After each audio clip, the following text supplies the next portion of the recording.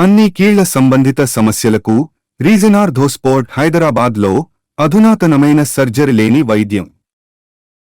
ఆ నియోజకవర్గ వైసీపీలో విభేదాలు తారాస్థాయికి చేరుకున్నాయా? అధినేతను కలిసొచ్చాక పరిస్థితులు సర్దుకుంటాయి అనుకుంటే నేతలు మళ్లీ పాతపాటే పాడుతున్నారా? నాన్ లోకల్స్ ను తీసుకొచ్చి అధినేత తీరుపైనే ప్రశ్నల వర్షం కురిపిస్తున్నారా? పార్టీలో ఇంటి దొంగలున్నారా? ఇంతకీ ఆ నియోజకవర్గంలో ఎందుకు నేతలకు ఇంతలా పడ్డం లేదు? హిందూపురం నియోజకవర్గం తెలుగుదేశం పార్టీకి కంచుకోట. అలాంటి అసెంబ్లీ స్థానంలో వైసీపీ పరిస్థితి రోజు రోజుకి దయనీయంగా మారుతోంది. అక్కడ టీడీపీని ఓడించాలని వైసీపీ ఆవిర్భావం నుంచి ప్రయత్నిస్తున్నా సాధ్యం కావడలేదు. పైగా ఎమ్మెల్యే నందమూరి బాలకృష్ణ వరుసగా 3 సార్లు గెలిచారు. హ్యాట్రిక్ విజయాలతో వైసీపీని మరింత దెబ్బకొట్టారు. ఇక్కడ పార్టీ గెలవడం మాట అటుంచితే కనీసం అంతా కలిసికట్టుగా ఉండడం కూడా భారంగా మారింది. వైసీపీ అధిష్టానం మొదటి నుంచి హిందూపురం విషయంలో తప్పటడుగులు వేస్తూనే ఉంది.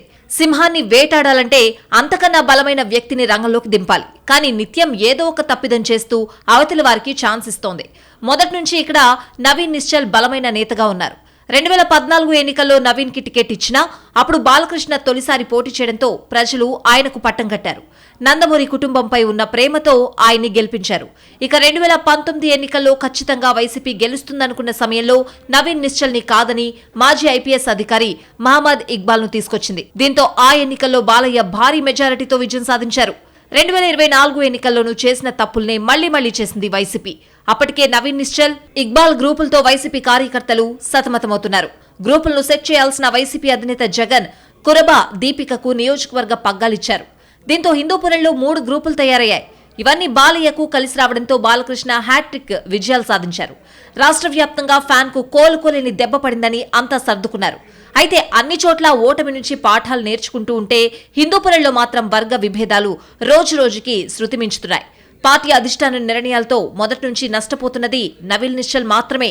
అందుకే ఆయన ఈసారి బలంగా తన వాయిస్ వినిపిస్తున్నారు. ఈసారి అధిష్టానం తప్పిదాలను ఓపెన్ గా మాట్లాడుతున్నారు. ఈ 6 నెలల కాలంలో 2 గ్రూపుల మధ్య చాలాసార్లు మనస్పర్ధలు రావడంతో పార్టీ పెద్దలు ఇప్పటికే 2 సార్లు హిందూపురం నేతల్ని పిలిపించుకుని మాట్లాడారు. అయినప్పటికీ పరిస్థితిలో మార్పు రాలేదు. ఏకంగా అధినేత పుట్టినరోజున 2 వర్గాలు బల ప్రదర్శనకు దిగాయి. ఇటు నవీన్ నిశ్చల్ వర్గం, అటు దీపిక వర్గం వేరువేరుగా అధినేత జన్మదిన వేడుకలు నిర్వహించారు. ఇక్కడి వరకు ఓకే అనుకున్నా 2 వర్గాలు చేసుకున్న విమర్శలు చూస్తే హిందూపురంలో ఎలాంటి పరిస్థితి ఉందో ఇట్టే అర్థమైపోతుంది. పార్టీ పెద్దలు స్థానికులకు టికెట్ ఇవ్వకుండా బయట వారిని ప్రోత్సహిస్తున్నారని ఓపెన్ గానే అధిష్టానంపై అసంతృప్తి వ్యక్తం చేశారు నవీన్ నిశ్చల్. ఇప్పుడు పార్టీ అధికారంలో లేదు, 5 సంవత్సరాలు పార్టీ కోసం కష్టపడి పనిచేయాలని కార్యకర్తలకు పిలుపునిచ్చారు. భూమి దున్నాలంటే బలమైన ఎద్దు కావాలని, కుంటి ఎద్దు ఉంటే భూమిని ఏం సాగు చేస్తామంటూ పరోక్షంగా దీపికను ఉద్దేశించి సెటైర్లు వేశారు. పార్టీలో 5 ఏళ్లు కార్యకర్తలకు, నాయకులకు అండగా ఉండాలంటే బలమైన వ్యక్తికి అవకాశం ఇవ్వాలని నవీన్ నిశ్చల్ ఓపెన్ గానే మాట్లాడుతున్నారు. ఇటు దీపిక, వేణు కూడా అదే స్టైల్లో నవీన్ పై పరోక్ష విమర్శలు చేశారు. తమ పార్టీలోనే ఇంటి దొంగలు ఎక్కువయ్యారని, తాము ఇక్కడి నుంచి బెంగళూరు వెళ్తున్నామని ప్రచారాలు చేస్తున్నారంటూ మండిపడ్డారు.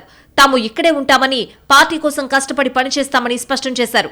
పార్టీలో అందరికీ అండగా ఉండడమే కాకుండా టీడీపీని ఈసారి ఓడించి తీరుతామంటూ దీపిక శపథం చేశారు. ఇలా హిందూపురం వైసీపీలో రోజురోజుకి పరిస్థితి డౌన్ ఫాల్ ని చూపిస్తున్నాయి.